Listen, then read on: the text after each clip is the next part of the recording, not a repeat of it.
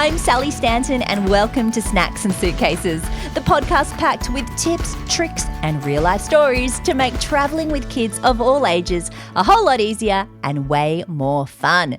And today's episode is about a solo mum who kicked her corporate career to the curb to backpack the world with her 6-year-old daughter. Mom, can I come with you? Okay, let's get started.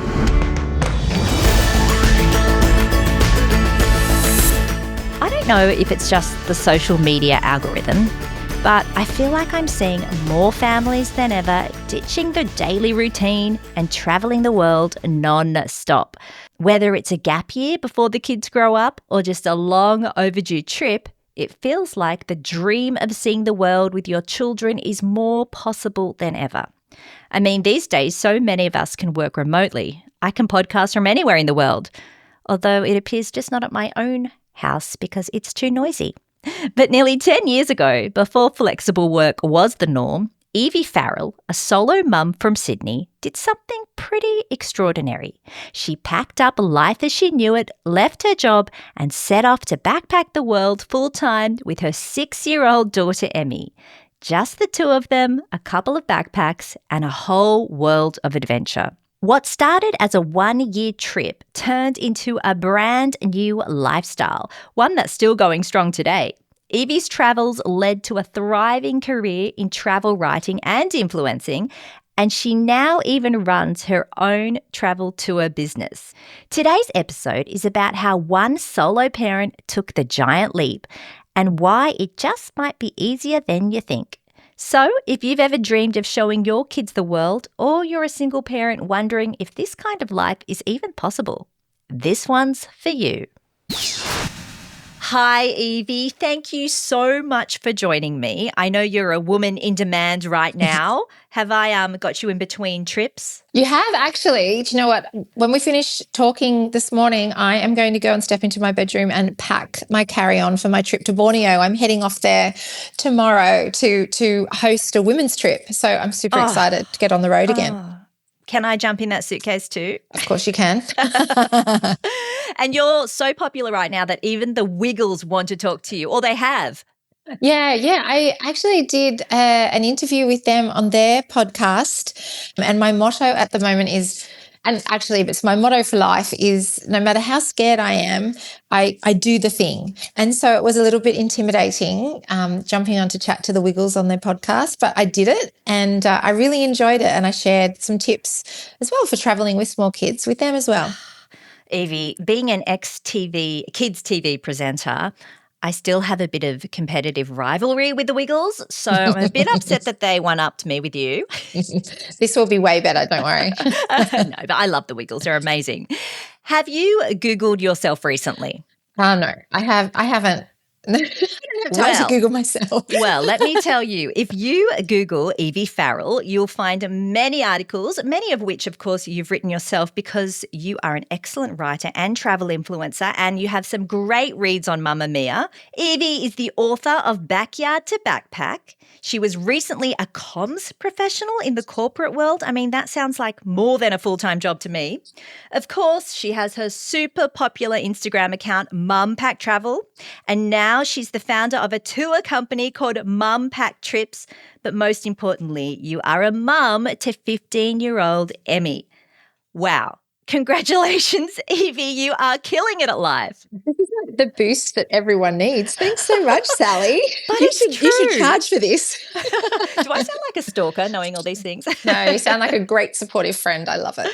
Oh, well, I don't know how you squeezed me in, but thank you so much. Please take us back to the beginning. Was it 2016 when you decided as a single mum to quit your job, rent out your house and take your 6-year-old daughter on a backpacking adventure of a lifetime? Yeah, it was. It was 2016. And it's crazy because when I look back now at that time in my life and what I did, making that decision and just setting off and doing it, leaving with Em and a backpack, I just think like, wow. I can't believe I did it. And I'm so proud that I did. But I suppose the story starts a little bit earlier than that. Em was born in 2010, and shortly after, her dad and I split up. And so I was a solo mum kind of immediately, really, after having my daughter. And so that has been an incredible experience, honestly. I wouldn't change it for anything.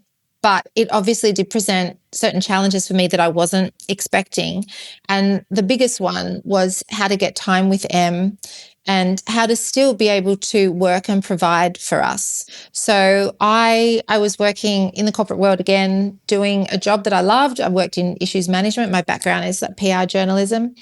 And I just didn't have the time for Em. I really couldn't balance both. And I think that is a myth, that you can actually do that effectively without having an incredible amount of support in the home, which most of us don't have. I absolutely agree. Yeah.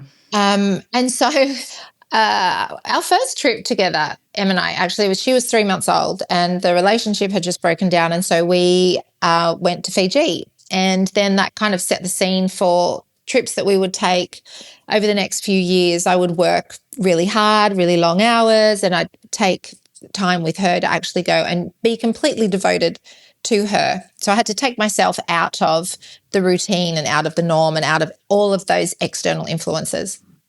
And that was really working for us. And when I, was looking at how I could really make a change so that I could balance better, I couldn't find a solution. And our friend said, well, why don't you just marry up the things that you love, traveling, being with Em, and why don't you just go? And I thought, wow, that actually does make sense. I had some money because I had very fortunately bought an apartment in the city when I was younger, and I'd sold that and I'd bought us a little house, Em and I.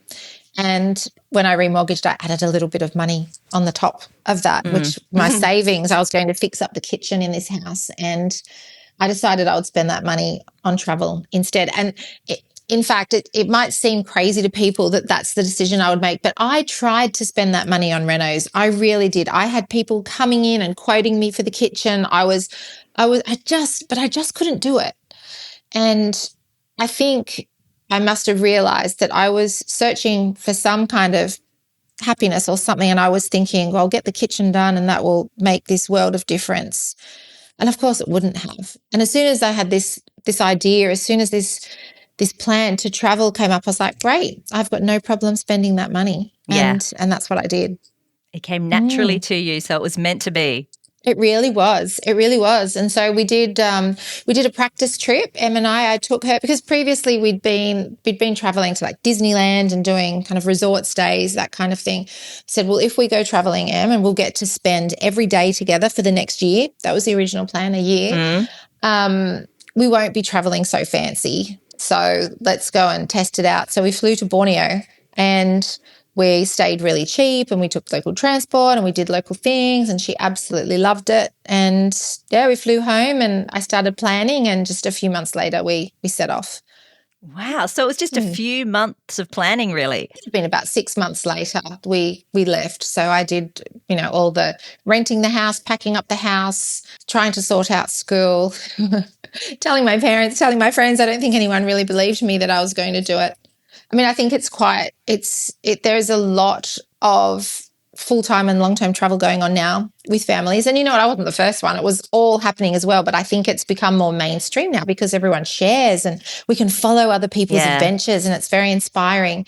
But back then, the Instagram and that all wasn't a big deal. And so I was kind of just feeling everything out. Do you think the working from home aspect has contributed to all this extra travel? I think it's just changed our lives so much. Just, I think, in two key ways. I think, yes, it's given us the ability to be able to travel and work remotely. But I think also it's a big mindset change that so many of us have experienced, in that we now can see that we don't have to spend all of our lives chained to a desk in a concrete office in the city. So there are other ways to live our lives, and other ways that are just so much more fulfilling. Back then, there was no working from home. So perhaps you could have set out on this adventure with a little bit of work in mind. I mean, I think it's crazy that we couldn't work from home. I remember the difficulties, even just asking if you could do it. And it was no, you had to always be in the office. It was so strict. If we add up all the or the hours for me, 2.5, 3 hours a day traveling on the train into town to the office. It's such a big part of our life. And then to compare that to spending every single minute of every single day with my daughter in incredible locations, just hanging out and to a degree doing the same things that we do, but just having less pressure, less routine, less of the overwhelm, I think, the bills, the keeping up with everybody. It's just such a different way to live your life. And those are like some of the best days of my life. Sometimes when I think about it, I'm talking about it, I get really teary because I want to do it again. Oh. Can't go back in time. So you set out for 1 year. How on earth did you pack everything you needed in one backpack each? I just packed so little. I mean, I'm packing now for Borneo. I'm taking a small carry-on backpack because you just don't need it. And really, you can buy whatever you need when you're overseas if you forget something. Look, I suffer from overpacking syndrome. Yeah. I have tried, Evie, and I just cannot beat it. I always forget something. I always regret not bringing something. I don't think I could do the light packing. Honestly. Oh, gosh. You should try it. It's life-changing. It's Is it liberating? so easy. It's so easy. I have 2 packing cubes, one that just has my clothes in it, one that has like my undies, bras and cozies. Yeah. I have toiletries. I have a hat. I have a sarong. Really, I don't take very much at all, and I love it. I love it. And particularly in Asia as well. Laundry is cheap. So you just get it washed for like $5. Or, I'm not opposed to washing my undies out in the sink. I did hear one of your good tips, washing your clothes before you get home. Oh, my gosh. And now I always do it if I can, because coming home with all your holiday washing, especially for the whole family, it's debilitating. It takes like a week to get over it. And in this weather we've had in Sydney, which is just raining, so hard to get through it. I love that idea. Oh my gosh, I love it too because they fold everything so nicely and it smells so nice, and then you just pull it out and put it in your wardrobe and then put the suitcase away and you're done. Oh, nice.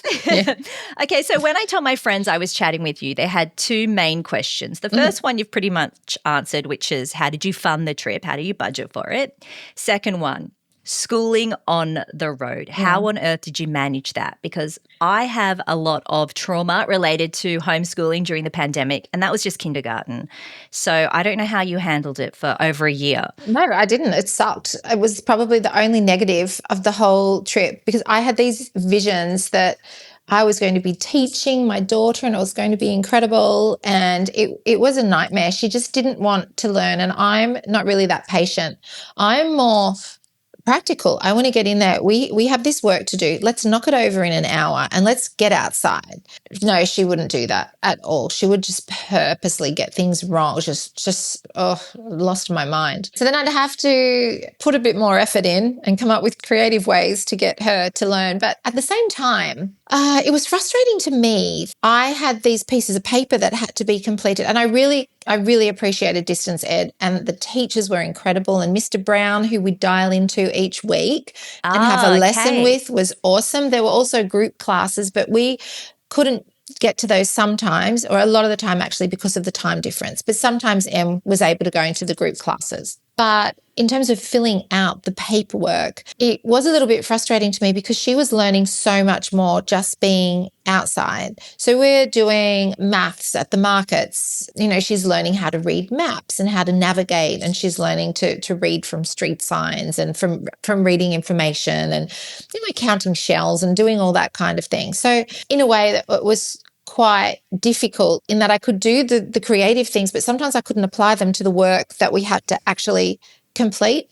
So, that sucked. If I was doing it again, I would actually withdraw her from school, or I would find there are a number of creative ways that you can do that actually. So I would not school her on the road because she's back now. Obviously, she's in year 10 now. She's a lot older. She's in the advanced streams at school. She loves learning. She's really, really committed. I think probably that was just her. She probably would have been the same if we were at home. I would have had the same struggle. But it did teach me they will get there when they get there. Yeah. And, she learned to read from Winx Club comics that we found in a bookshop in Singapore. Yeah. She wouldn't read books, but she would read comics, so we just got into it that way. So for those who are thinking about doing this, Yeah. you said she did distance education. Yes. What is that? So there are distance education schools. I think they're in all states. I know that they're definitely in New South Wales and Queensland, and they're generally set up for kids who live remotely. So in Sydney, for example, there's an actual campus in Surrey Hills. So that's where all the teachers are. That's where all the facilities are and resources are. There's a lot of online now. When we first started, it wasn't online, but there's a lot of online learning now. And so they allow families who are traveling, or there's also families who live overseas. So I know a family that lived in Bali and their children did all of their primary school and high school in Queensland distance ed. Wow. Yeah, so there are these incredible opportunities to still keep your kids in a formal structured education if you want to while you're traveling around. So all up, how long was this first big backpacking adventure? We were away for a year and then we came home for a little bit and then we took off again. and then we came home for a little bit. We dipped in and out after that first year, but we were more away than not. I still felt like we hadn't finished, and I still felt like there was so much for us to do together. So all up, we were probably away for around 3 years. We came back for a little bit and then we set off again just before, the great COVID pandemic. So we're only away for a few months, and then we had to come back and we moved up to Magnetic Island, where we stayed for most of the pandemic. And then I'm like, oh, I'm over this. Let's just go home. And then we got home in time for the last big lockdown. See, I'd rented my house out. So when we came back, I couldn't move back in. And so we had to think of something else to do. So I'm like, let's just move to an island I'd never heard of before. You seem to me like a real go with the flow type of gal. Yeah, I think so. Does anything faze you?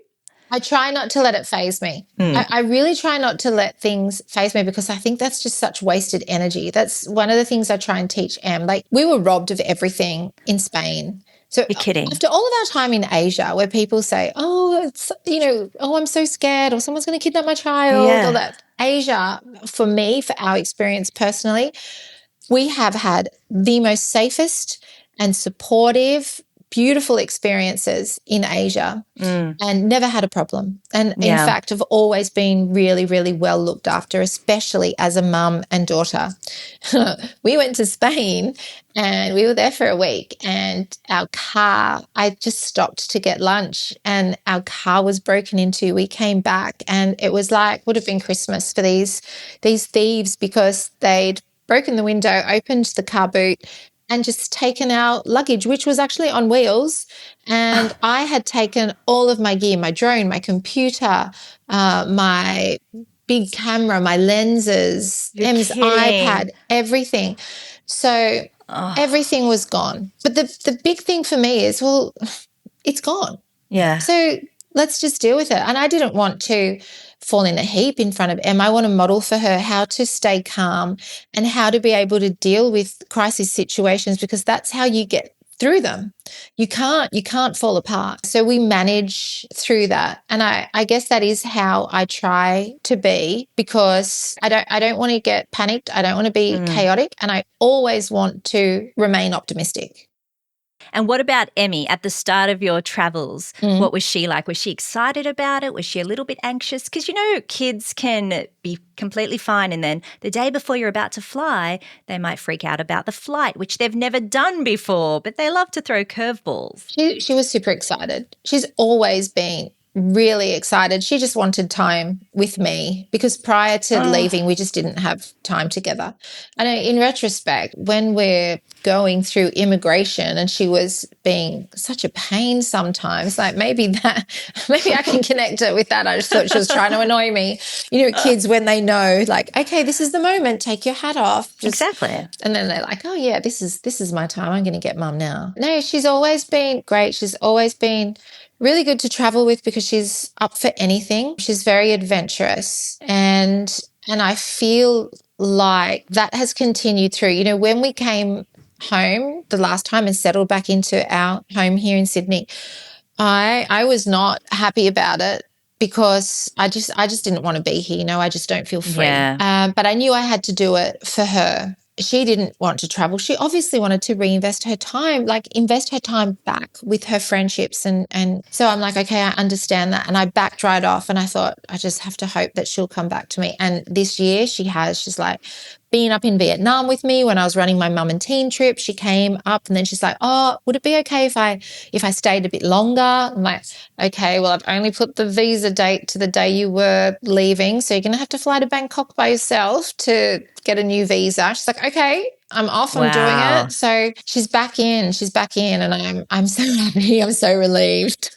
So it's really built some resilience and independence in her teen years. Absolutely. And I think one of the big things that I attribute to travel is I really love that I can take Em anywhere. I can drop her off somewhere. She won't know anyone and she will still walk into that room. And I think that's a really big thing. And I think that comes from just being out of your comfort zone a lot of the time and having to learn and be in different situations. And I think that's great. I think kids just learn so much from traveling, and there's just so many skills that they can apply when they're at home, and whether that's just independence, as we said, or just the resilience, and that when they learn that things don't always go their way and you have to deal with it.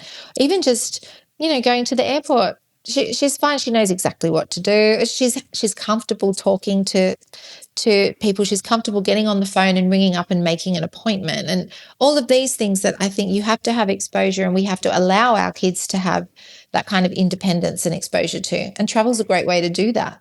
What were some of your most memorable moments from that first big trip with Emmy?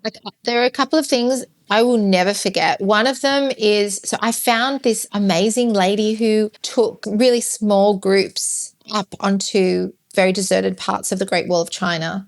And so Em and I did that. And so we hiked, it was like about 6 hours. We hiked up to this deserted part of the wall, and we set up our tent on top of a watchtower and we slept there overnight. And it was just, I have never felt such a heavy, incredible atmosphere before, and learning about, the hundreds of thousands of people that died building this wall, and learning about how they guarded the wall and how they used wolf poo, like to send the smoke signals if they spotted someone coming, and how they created like the concrete. And it was just waking up in the morning and just gazing out over this wall, like snaking off like a ribbon. It was Em and I both, and she was only little. She was only 6 then, and she still remembers that just as something so impactful.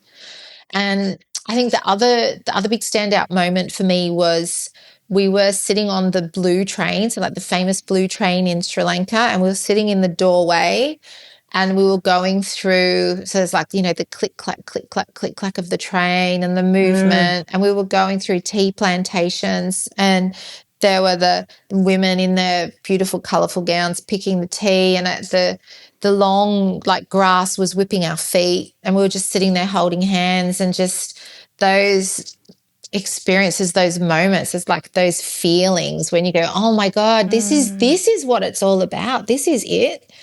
It's not sitting at my desk doing a proposal or whatever while Em's 30 kilometres away at her desk in another concrete building at school. Like, that's what it is. You're painting such a beautiful picture of that Sri Lankan train. That sounds beautiful. I want to be there right now. The click-clack of the train, the grass sweeping. Yeah. That's beautiful. You're obviously a travel writer.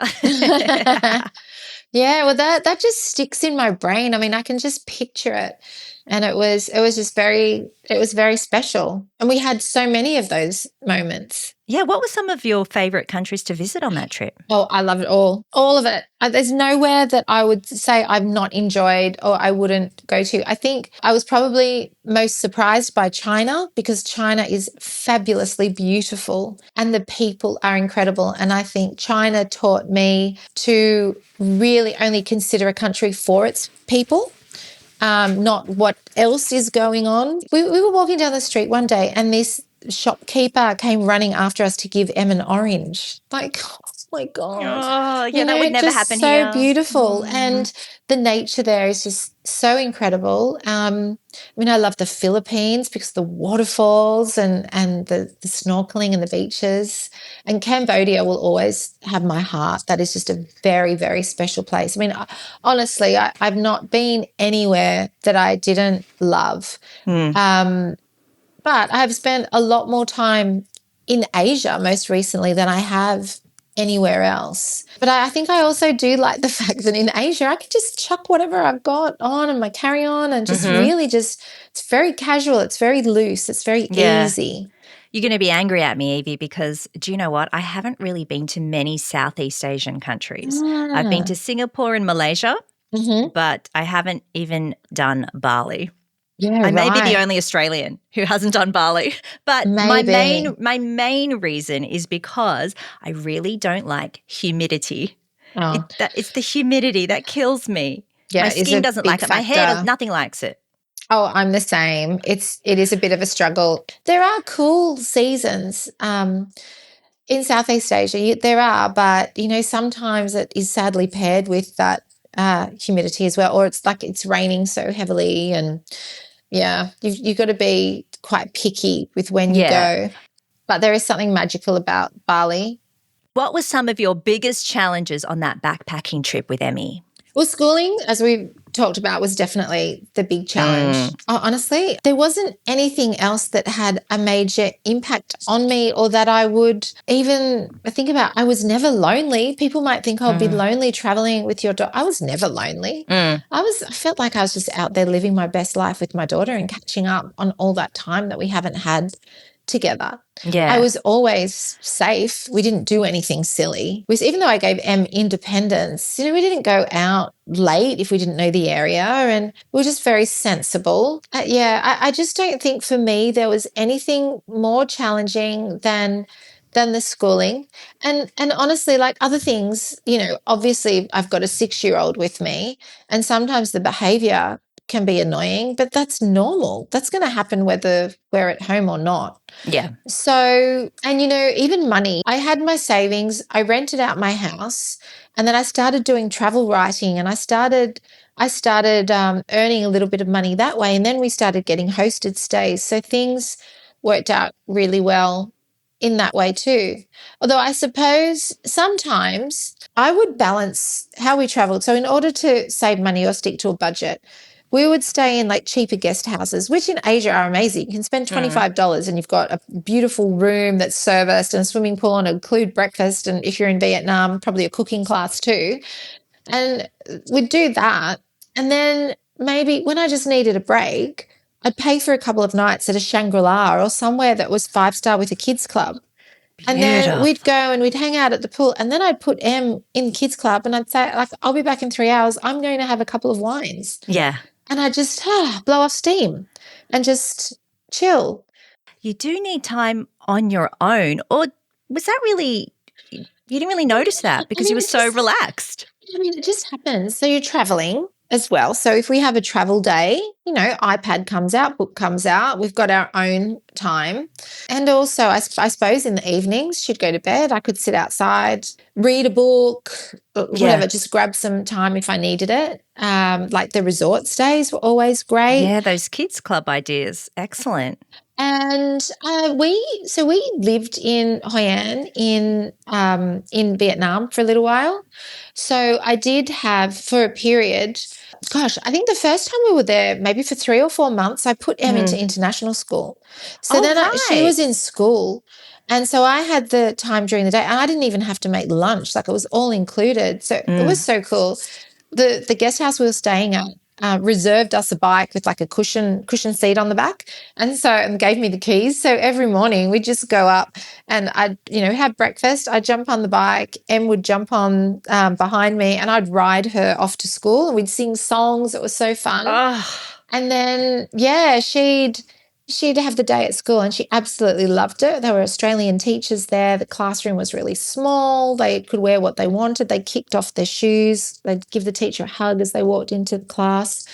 And then I'd hang out with other mums and dads. There are a lot of expats there in town. I also made local friends there that I still have to this day. And I had a lot of time for myself then. It was really great, actually. I really, really enjoyed that time too. And we return every year. I was just there for 5 weeks.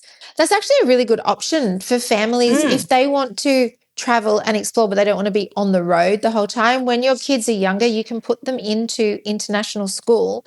But I think you can be flexible up to 6 months. So we did 2 stints, and I think one was 6, one was 3. It's awesome. And then you can travel on the weekends or travel in the school holidays or like travel whenever you want. It's just you're paying like, I think I was paying $100 a day for school, but our accommodation was $25, and maybe our food was, I don't know, at the most, like, you know, we probably could pay $5 or $10 a day for food. But so that was a more expensive period, but that is cheaper than going to daycare. That is cheaper than going to daycare in Sydney. Right. So for me, in comparison to backpacking, yes, it's more expensive, but in terms of living, it's absolutely not. And you get this incredible lifestyle and you get time with your children. I mean, we'd get messages from the school. Oh, do you want to pop up at 1 p.m. because the dragon dance is happening for Chinese New Year or Vietnamese New Year? You know, or I don't know, we're making pho today. It was just. That is an excellent experience and recommendation, because there are a lot of people who could probably do that nowadays with this working from home. Right. And remote working, but I'd never even considered that, but I've always wanted. It's kind of like an exchange for your child when they're quite young and you get to go with them. It absolutely is. And with Vietnam, I think the time difference is generally 2 or 3 hours depending on daylight saving. So it's not even a difficult time zone difference to be able to deal with if you're logging in. I've been meaning to look into this a little bit more, but I believe in Japan they have a preschool exchange with Australia, and your child can go. Yeah, I've got to look into it a little bit more. I mean, my daughter's too old for it, but I think I might explore that option and see what else there is. Sally, like faking the birth certificate so you can put her into preschool. She's just a really tall Australian child. She's very tall. Her Japanese level, though, is probably preschool. But what a fantastic experience. Yeah, that's awesome. Also for the parents. Yeah, absolutely. Was there anything on your travels that surprised you as being quite easy? The whole thing. I think if people are thinking, oh my gosh, how did she do that? And I do look back on at myself and think, wow, that was amazing that I actually made the decision. The decision is the hardest part of anything, I think. Yeah. Getting yourself to do something is often the hardest part. But once you're out there, it is just such a life-changing way to live that I think anyone who does it will say, why did I not do this before? Because we will create, for some reason, in our minds, these barriers and these reasons why it would be too hard. But how hard is it to just have a little backpack on your back with a few things, some clothes, whatever, your laptop if you're working remotely, and just actually live your day with your family, get up out of your little guest house or hut and go for a swim, and then come back and work a bit and go down to the markets and grab some food and just roam around and explore, and stay in a place as long as you want to. And then, you know, Em once said to me, we were traveling, she's like, Mum, I found this place in Japan, in Okinawa, and there's bonfire glass at this beach. And I want to go and I want to find this bonfire glass. And bonfire glass is like there's been a heat event somewhere and it's fused all different glass together. And I'm like, oh, okay, let's do it. And like we literally just got some cheap flights and went to Okinawa, and I hired a car. We were actually in Indonesia. I said, let's go. And that's another thing. You could plan better than what I did. We crisscrossed everywhere, but I don't care, whatever.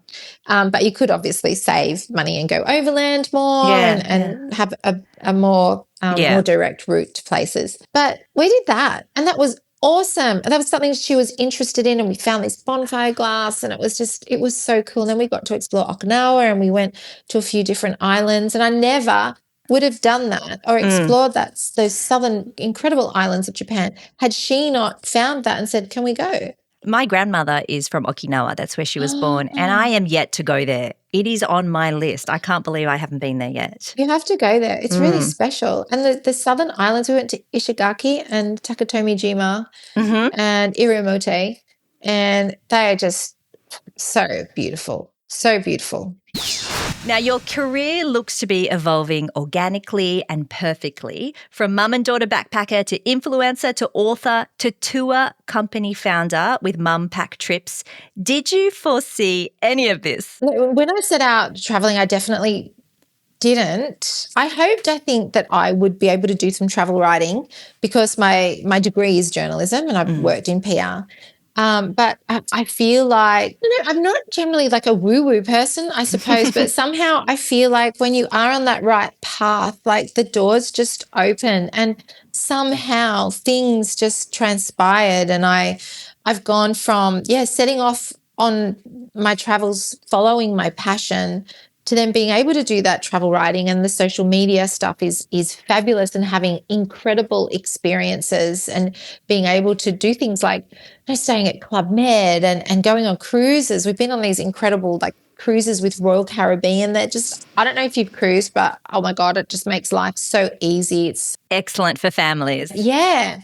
All of these things that I never probably would have even thought to do. So we had all these wonderful things happen to us, and then also led me to create group trips because I had so many people asking me how I did it. And my group trip started off as organised holidays for solo mums and kids because it's a little bit harder for solo mums, I feel, often to travel and to have the confidence to travel. And also we're often not invited to the group trips that partnered women and families go on. So when mums and dads organise their group trips together with other mums and dads, they don't invite the mum. And that is what it is. And so we get a little bit left out. And so I'm like, I want to create these trips for solo mums. And I did. And I've been running them for 3 years now, and they're incredible. And they're not only for solo mums. I have a lot of women whose husbands can't travel for whatever reason. They're working, they can't get the school holidays off or whatever it is, and they come. So it's just this big tribe of women, and I book out a hotel and we stay in the hotel, and we do. So this is in An Bang in Vietnam, and we do activities every day, and we're at the beach, and all the kids are doing craft and exploring the culture and eating the food, and that's just so incredible. And I do those trips to Cambodia and the Philippines and Vietnam. And then I was like, I think I want to do this for women as well. Oh my gosh, it is the most rewarding thing I've ever done in my life, because it's understanding women and where we are in our lives, and as we get older and we have kids and so many things change for us. We are doing operational things, we're breadwinners, we're household managers, we're looking after the emotional regulation of the household and looking after our kids. And then there's all the stuff that's happening to us with changing friendships and relationships. And a lot of women are really lonely, and a lot of women are, our self-esteem gets impacted, and sometimes women want to travel and they don't have anyone to go with for whatever reason. And I started these group trips, and I just have all of these women solos. Sometimes women come with their friends, or they come with their mum or their sister. And I was just doing one in Vietnam, and I was we'd been in town, and we were in a minivan going back to the hotel, and I was sitting in the front with the driver, and I was just listening to everybody. So these people who were strangers a few days ago, screaming, laughing, just having the best time and feeling free, because I organize absolutely everything. You basically, in the WhatsApp group, get a message in the evening, just a reminder, okay, so tomorrow, breakfast is at 8, and then be downstairs at 9:30, and the car's going to pick us up, and we're going to go here, and then we've got this for lunch, and so you don't have to do a thing. That's my dream as well. I love it when I can just go somewhere, which is why I love all-inclusive resorts, because everything's done for me. Yeah. And you just have to focus on yourself and having a good time. And that, to me, is just the most rewarding job that I can have, because I get so much out of it, and I literally can watch women getting so much out of it as well. Yeah. So it's so great. It almost sounds like Kentucky for mums. Yes. Yeah. Kentucky for mums, but just for women only. Yeah. Yeah. Is there an average age of the people who come on your trips? Generally, it's about 35 plus. Yeah, Okay. from around 35 plus. I don't really have an age guide because I don't think my trips are more like just to pick based on like ability and what you want to do. So some of them are really different. The Philippines is like canyoneering down waterfalls and snorkeling and doing like really active stuff. And I find that is incredible because most of the mums leave with the confidence of being in their cozy in their bikini, and they've just like gone down a waterfall in their cozy and they've gone off rope swings and they've jumped and they're like, oh my gosh, I'm going to do this now. Why did I stop doing this? Yeah. Which is so incredible. And then there's others. Cambodia is a little bit more luxe, but it also has a very strong social enterprise element to it because we're supporting their organizations and businesses that are helping to rebuild and supporting women. And then I've just launched a new one to Hong Kong, which is like super luxe, which is like fancy dinners and bubbly brunches and shopping trips to China. And just really, it's a really lush one. So there's something for everyone. I do a group trip to the Maldives too, which is lots of fun.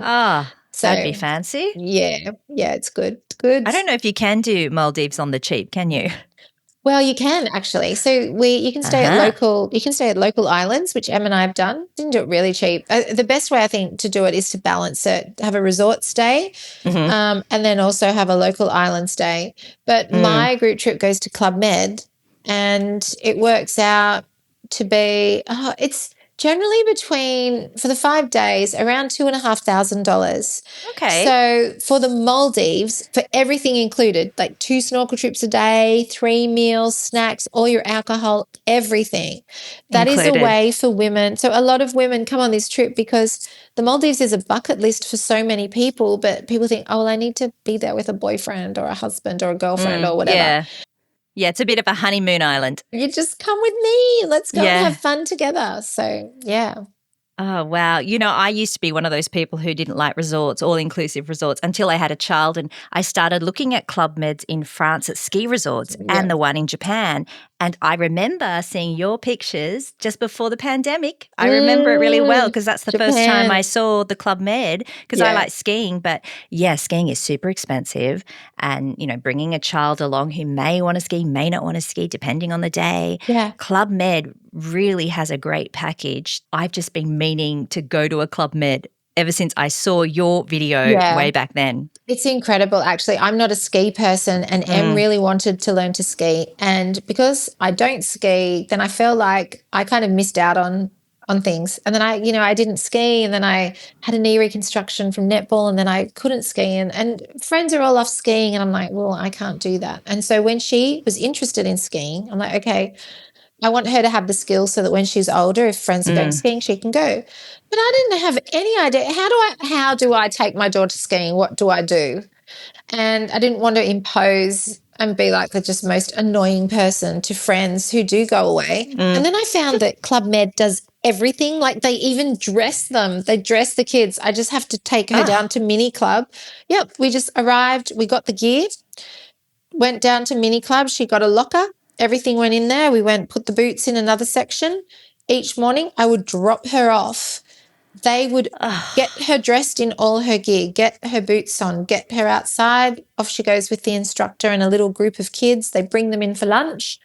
They have a lovely lunch together. The food at Tamamu is insanely incredible. And then they'll go for a little bit of quiet time. They might watch a movie. Then they'll go out for their second session. And then they come back and they come up to the lounge where there's Nutella crepes, and they'll have some games for the kids, and that's where the parents are coming in as well. And it's just very cool. There's so many activities. There's nightly entertainment. There's a big wave pool. There's an onsen. I still don't ski. I keep trying every time I go. I hate it. But now it's not for everyone. The last trip I did just recently in March, I just accepted that I wasn't going to do it. I did want to. I purposely didn't get myself travel insurance because I mean, the travel insurance extension. The extra, yeah. So I had my travel insurance, but I didn't have the ski extension because Yeah. I knew if I got that, I would try it. And I had so many group trips coming up. I'm like, I don't want to have an accident. I don't want to hurt myself. So if I don't have the insurance, I won't do it. Yeah. And so poor me, I had to sit there and sip wine and coffee with Baileys in it and read books and watch movies and go to the onsen and hang out. I want to get some tips from you because I know you are a wealth of knowledge. So what are your budgeting top tips on how to save as you travel? One of the most important ones for me, for two main reasons, is to stay local and to use local transport and to eat at the local restaurants. You don't need to be staying in fancy hotels. You can book little guest houses and you can take the bus and you can take public transport and you can eat at the little tiny mum and dad restaurants, which is always going to be cheaper, but you're also putting money directly into that family and the community. And I really love that. And I think you can balance that out as we did. Just stay local and really save all that money and then have a little extravagance somewhere that's a little bit more expensive. Just making sure, I think, that you do that. It is a more kind of heartfelt travel as well because you know that you're doing the right thing by the people who live in the places that you're visiting.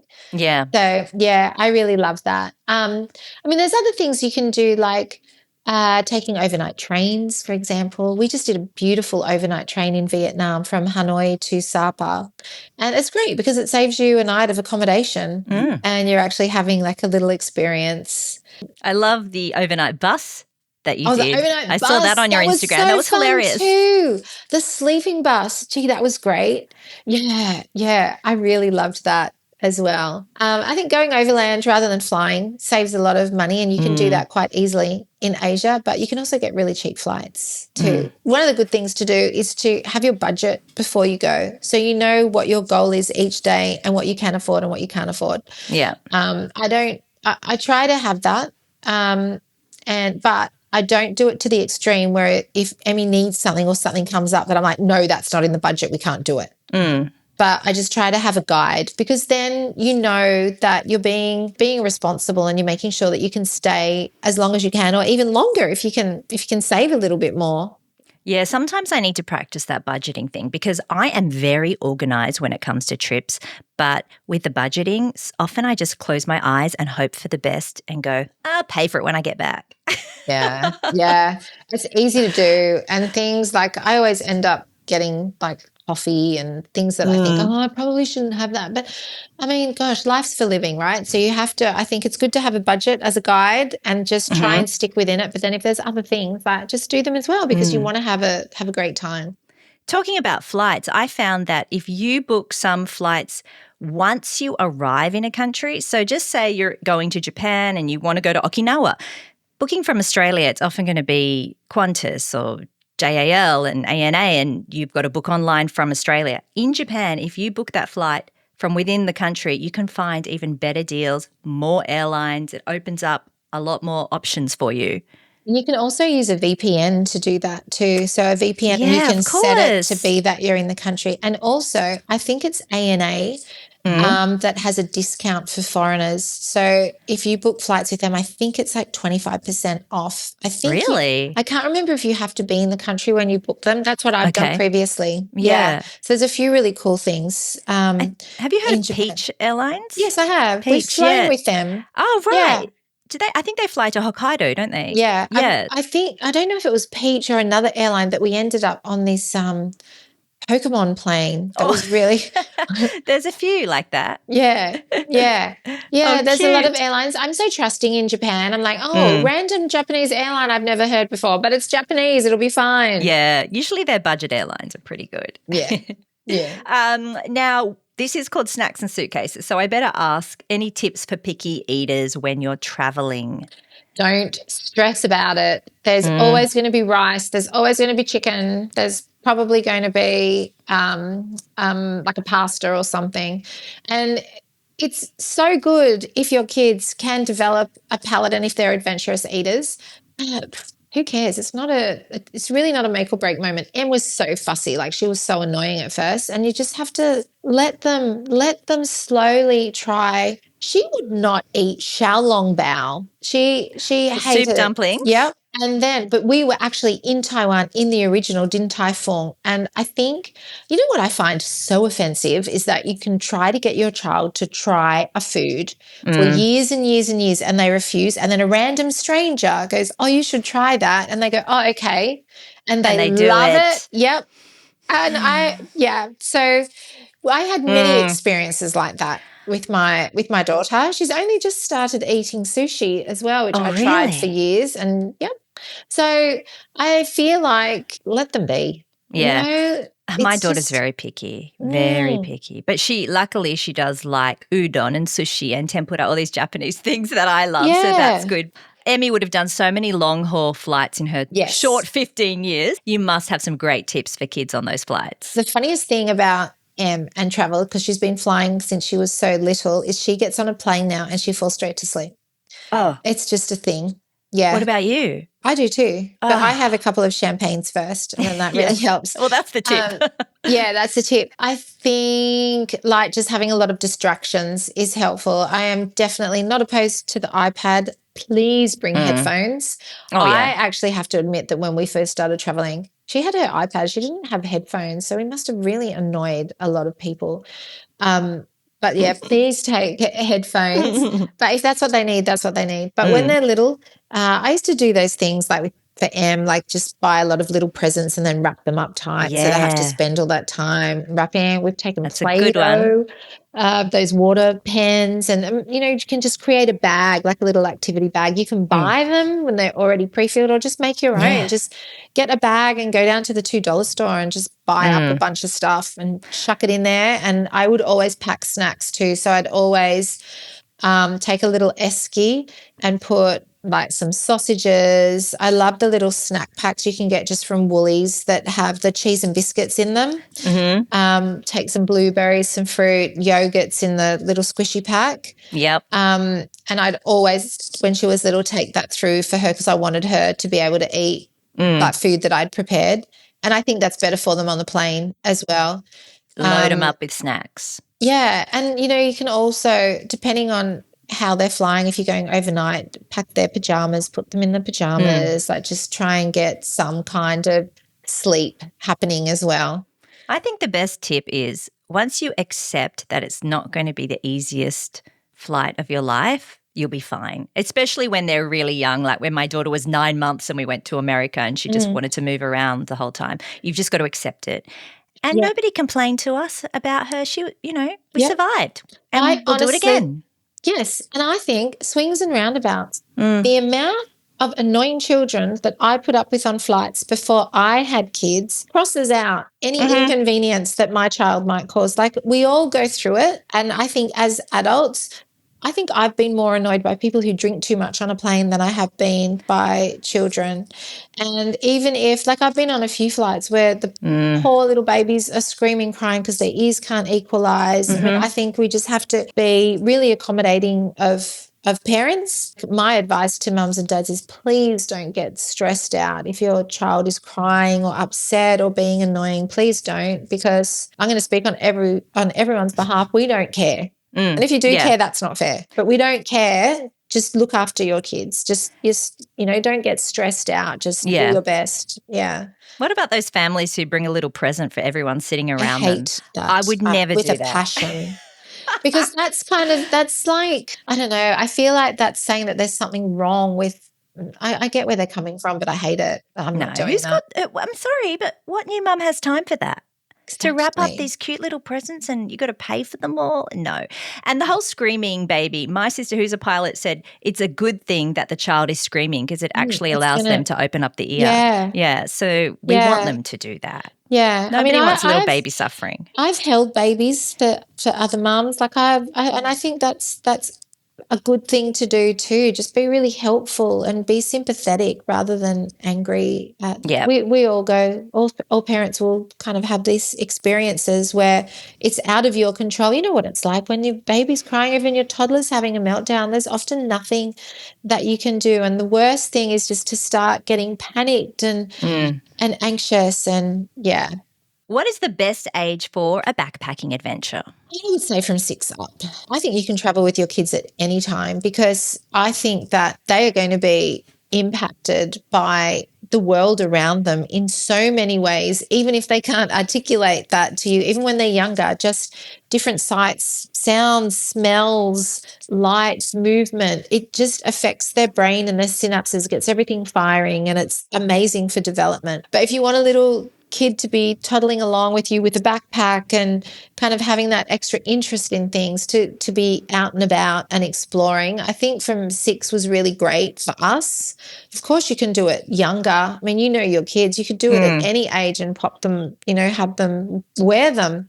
But for me, I'm really glad that I went at that age. I thought that was great for us. I could have conversations with Em. I think that was important for me as well. So we were talking before about being lonely. I had a child with me that I could actually have conversations with, that I could talk to, and I could have responses that if she had been smaller and a baby, it would have been much harder. I would have felt lonely. What is your favourite destination for kids? Do you have just one? It's a hard one. Anywhere where they're out and about.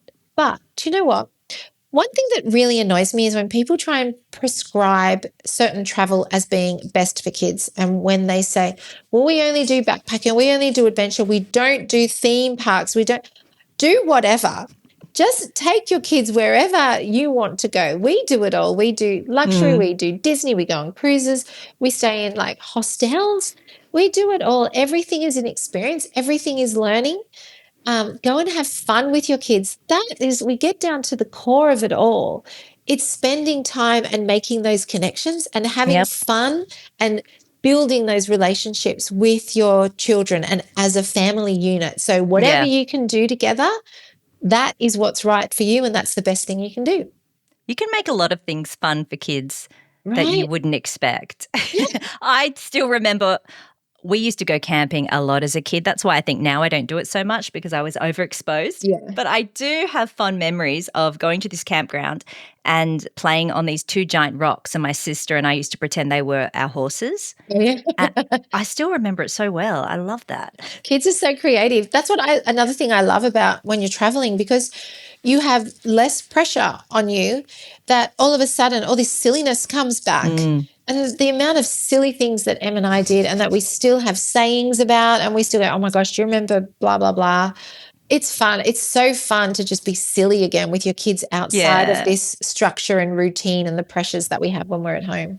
Oh, that's super sweet. Are there any final words of wisdom for parents wanting to take that gap year or more? So I only have a couple of words, and they are to please just do it. I think it's absolutely life-changing, and it will just mean so much to your children, to yourself, and to your family. Just beautiful. You have such a special relationship with your daughter. It's very inspirational. Well, Evie, where can we find you on socials? How can we get in contact if we want to go on a mum pack trip? Oh, wonderful. Well, my accounts on Instagram and Facebook are Mum Pack Travel for all of my adventures and my adventures with Emmy, and Mum Pack Trips for all of my group trips and holidays. And the website is mumpacktrips.com.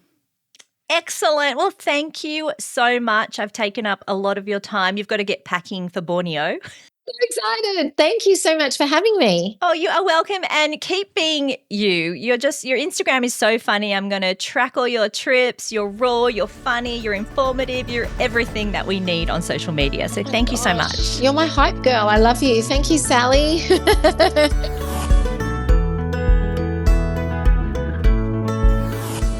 That was so much fun talking to Evie Farrell. I reckon she would be the best tour guide on her mum pack trips. And I definitely want to go on one in the future, maybe to the Maldives or Hong Kong. That one sounded very luxurious. Thank you so much for listening to Snacks and Suitcases. You'll find all the links and info you need in the show notes. If you enjoyed the episode, please leave a review. Your feedback means a lot. Got a travel question or a story to share? Reach out to me on social media. I'd love to hear from you. And don't forget to subscribe and share this episode with your fellow travel-loving families.